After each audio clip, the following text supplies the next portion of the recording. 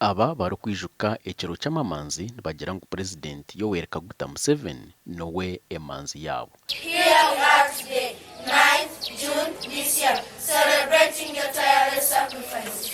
Long live Uganda. Filipo Batsima mukuru w'ishomero rya St Lawrence Primary School yashobora ngo kibakoze iseki n'ebintu ebari kureba bikozerwe government ya President Museveni omuri bunyoro nkenguto nungi obuhereza obundi bokusya entunguka omu bantu.